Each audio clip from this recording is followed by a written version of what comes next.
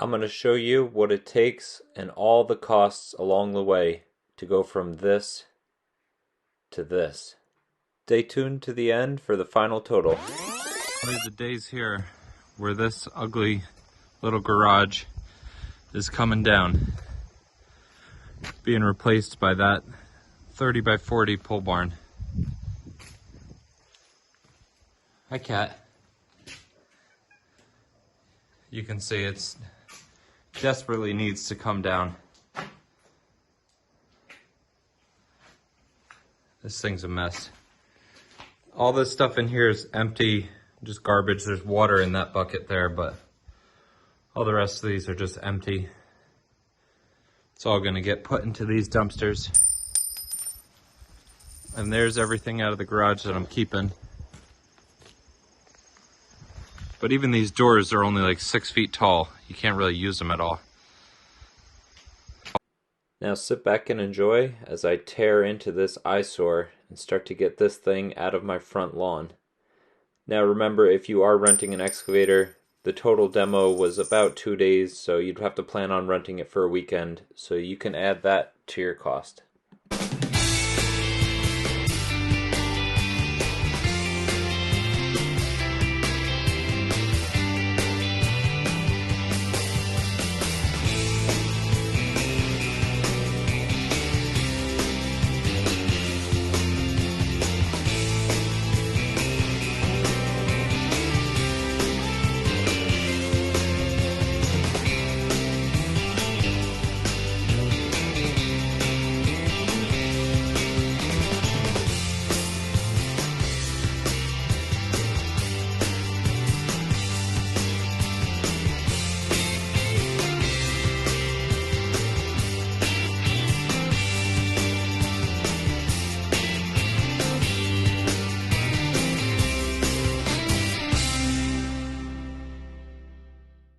Here I'm just doing the last little bit of cleanup by hand for the day, that way tomorrow I can start the next part. Alright, the garage is gone, so now I just got to move the tarp structure, tank up the excavator, and then I'm going to take down that little building there. Alright, here we are the next day, and as you can see, this little building was actually built, I think, better than the garage. That or just the metal roof refused to give up, and it made it really tough, especially with the grading bucket on. That was kind of a bad decision. So here I went and I changed out buckets, came back, and it was a lot easier now to break everything up with the actual digging bucket. I was able to rip it all to shreds with a thumb and then load up what was the third dumpster.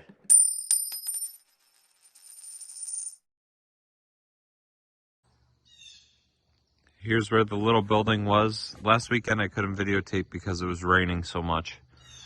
So now the next thing to do is to take down these trees and push the tree line back past the edge of that brush right there.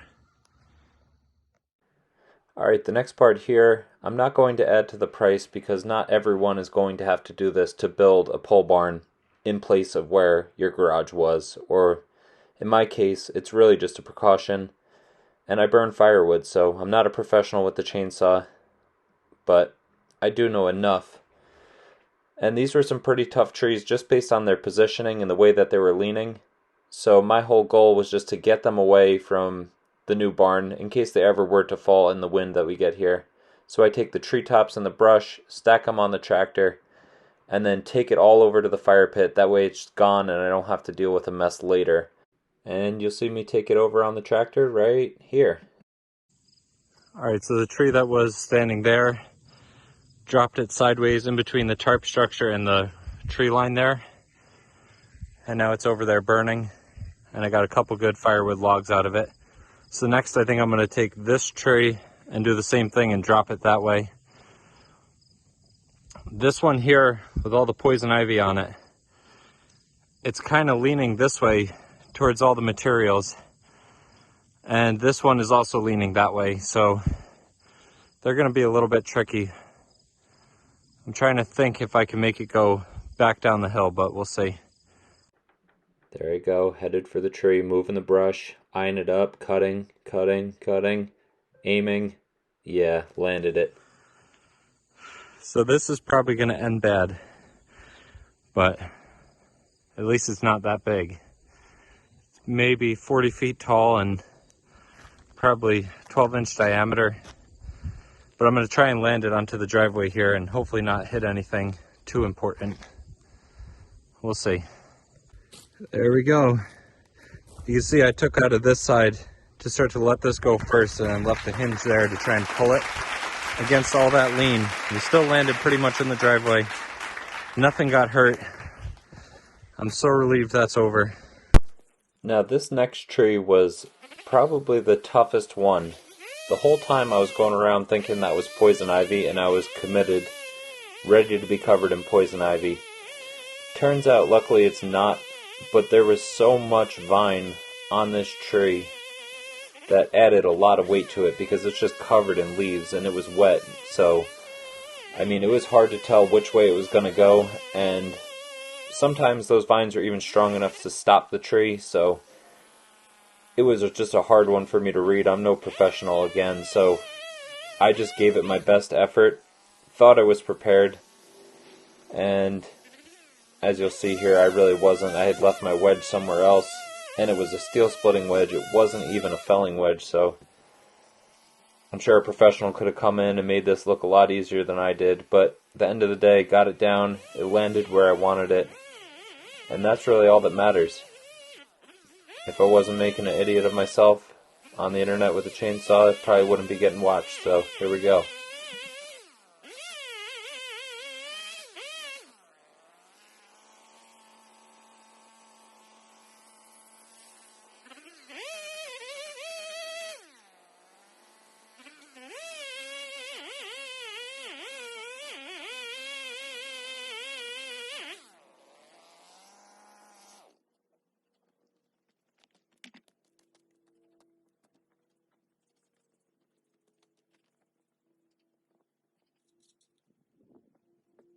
Now I kicked the wedge in the tree, and right about here I realized I don't have my maul either, so now I gotta go grab that out of the tarp structure. And wait for it. There he comes. He's on his way back, walked around the back of the tree so I didn't fall on me. And here we go. And it just would not give up for some reason. Every time it looked like it was moving, you can even see in the video it moves and it gives up. And I think that's partially because of the vine weight, but we're gonna get it down. And I'm eyeing it up, looking at it, thinking to myself, why the heck is this thing not going anywhere? I can hear it. It's cracking. It wants to go. And finally, almost there. Think about it. A couple more shots. Wants to. Give it another. And there we go. Now that all the tough trees were gone, it was easy to get rid of these little ones. It was a cherry there. You can see them cleaning up, and then a few of these skinny little locusts I got that were leaning towards the house, but figured I'd get rid of them now. And that was pretty much it for the tree cleanup. Then it was time to bring an actual machine back in and get this site prepped. So this is my friend Hunter. That's his 6-ton Sani excavator, and he had just dug up the stumps. Now he's flattening out the area to make it easier for him to work on. Here he is going over it again, getting it even more flat. This was just one night, so this probably took him to dig the stumps and flatten the ground like maybe 2.5 hours. He was really good with it. And then you can see here he's scratching the sod out, and we're trying to get a square area pretty much. We have it spray painted. We want to get it squared up so we know exactly where to dig the haunch for this Alaskan slab. Now this is the next morning. He came back, we got the haunch dug, we got a load of stone dropped off, and I vibrated the bottom of that stone to make sure that we have a nice flat strong footing area for the Alaskan. You can see he's just finishing up grading the dirt off and spreading the stone out. We're just making sure everything is nice and flat. That way the concrete is flat. It makes it a lot easier to measure the concrete and order it, but also just gives a nicer finish. Alright, here's the pad for where the Alaskan slab is going to sit. Here it'll be 18 inches up, and off the middle it'll be 6 inches. So we're going to have 18-inch footing by roughly 2 feet wide, sloped up to a 6-inch floor. And you can see this is the grade we had to set it at, because here it's just about flush with the ground, the existing grade height, and then over there we might be maybe 2 inches low of that, so I'm going to have to scrape that ground back when it's all done. But it came out really nice. Super happy with it. Super flat, compacted, all the gravel, so good to go. Alright, now that the haunch is done and the slab is prepped, I'm setting up these forms. They're 18 inches tall, a 2x12 and a 2x6. And you can see these are 14 footers, and they just get scabbed together, the couple boards. And we're going to start rocking and rolling on this. And then we just got to square it up and stake it to the right height, and then brace it, of course. Alright, here's the slab prepped. I got it all braced. And I just lightly graded along the sides of this. Made a little ramp off the driveway to hopefully get the concrete truck right in on the side. If not, we'll just use the power buggy. And you can see that this form is not straight yet, but I left space between the kicker and the stake, the amount that it was out off a string. So put a string down this, and then however far it was in, I pushed the stake back that much to allow that when the concrete pressure hits it, it'll go back, hit the stake, and it'll be straight. But now we're all ready. The rebar is getting dropped off tomorrow, and I'll lay that in the hole, and then we're ready for concrete. So here's all the rebar laid out in the forms. I have actual 1/2-inch bars, 2 rows, 3-inch chairs down there. And the second row you can see is sitting outside the forms. And then all the mesh is laid in and tied together. The sheets along the edges are pulled back so we can fill the footing up first, then pull the sheets over. Alright, concrete is here. You can see the first truck pulling up, 7 in the morning. There we go, we're through 2 trucks. There's my little brother James, my dad and Kurt, and we're just waiting for that third one. There it is, third truck is cleaning off. Hunter's both loading that there. You can see James going to clean tools. And there's the first pass with the power trowel. Looking good, looking smooth. I'm hitting the edges. Hunter's just doing the finishing. Everyone else left except for us there. There we go. See how nice and flat it looks. Looking good. Looking sharp. Here's what I was able to get done today. The slab's all cut.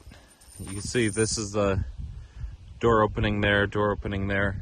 There's going to be a man door here. All the post bases in, sill plates in.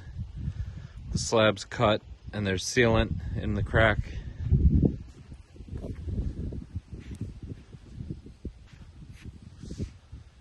There it is. This is day 2 of construction.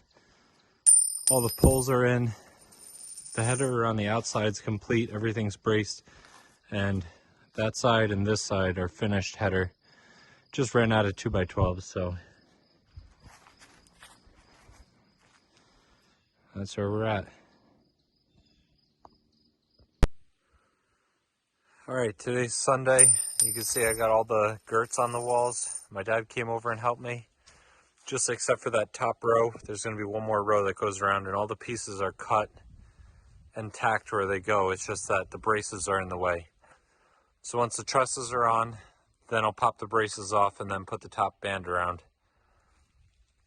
But we're making good progress. The door openings are framed. Not far off from a roof. Alright, so here's what I got done today. Or yesterday, actually. I was working by myself. I got all the posts braced, the 45s. And then I put studs in every 2 feet on center. All the way around. And I was going to frame in for windows, but there's going to be a lean-to on that side, and that side. So the windows won't be seeing anything other than more barn. And there we go. Ready for trusses. All right, today's Sunday. Yesterday my dad and little brother James came over and we got all the trusses up. So today I'm gonna put the purlins on there. Here's a shot of the purlins all finished up. It's pretty easy for one guy for one day, not too bad. And you can see I double up the top, and that's just so I have a good solid nailer for the ridge cap to screw down to. Alright, today's Sunday afternoon, and my dad and little brother James just came over. The entire roof is on. Yesterday was Saturday, and I got the subfascia on this gable, that long end, and that long end. And then just when we got towards the end, cut it off nice and parallel. But we don't have gable trim. They didn't send enough for this gable. The back side is finished.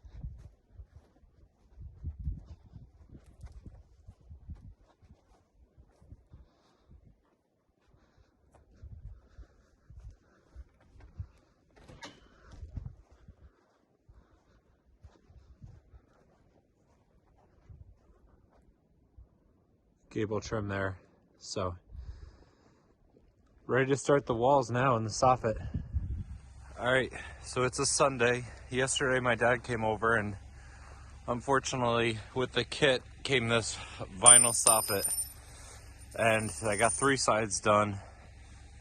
I'm working on the 4th side right now, but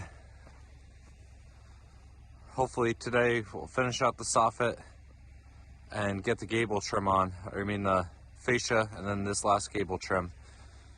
It's probably like 6 or 7 degrees right now, so I got the truck going to warm up the batteries for the impactor.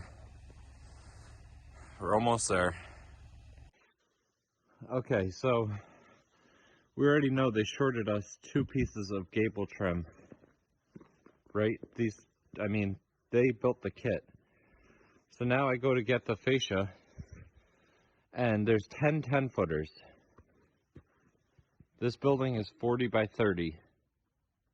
So even if there wasn't any rake, if it was a flat roof, that wouldn't even be enough. The bare minimum I would need is 14 of them. They gave me 10. And these each take 2. So really you need 40 feet for that.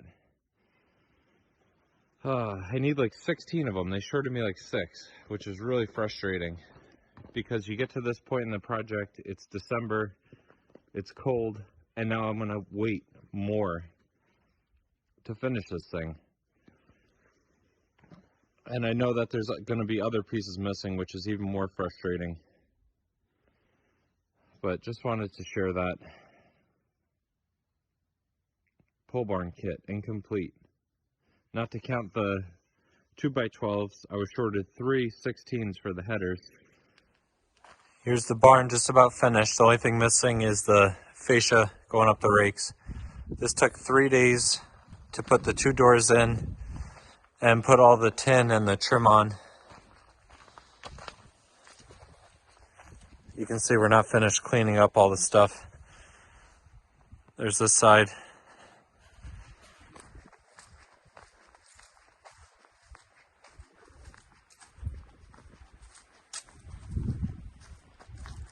Still some grading to do around and finish picking up all the wood now that the snow's melted.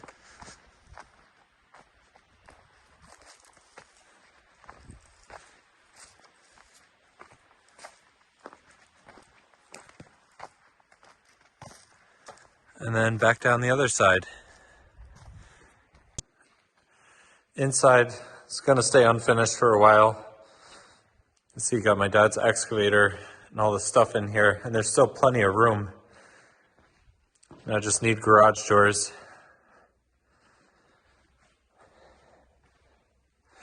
Happy to have this one done.